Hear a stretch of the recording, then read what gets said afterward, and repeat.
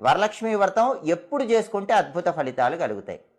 ధర్మశాస్త్ర గ్రంథాల ప్రకారం అయితే వరలక్ష్మి వ్రతం ఆగస్టు 8వ తేదీ ఏ సమయంలోనైనా చేసుకోవచ్చు. ఎప్పుడు చేసుకున్నా అద్భుత ఫలితాలు ఉంటాయి. కానీ జ్యోతిష శాస్త్రంలో మనకి స్థిర లగ్నాలు అని ఉంటాయి. ఈ స్థిర లగ్నాల్లో పూజ చేసుకుంటే కనుక ఫలితం చాలా అద్భుతంగా ఉంటుంది. కాబట్టి 2025 ఆగస్టు 8 శుక్రవారం, పౌర్ణమికి ముందు వచ్చే శుక్రవారం, ఆ రోజు స్థిర లగ్నం టైమింగ్స్ గనక మనం పరిశీలించినట్లయితే స్థిర లగ్నము ఆ రోజు ఏ సమయాల్లో ఉంది అంటే మొట్టమొదటి స్థిర లగ్నము సింహలగ్నము.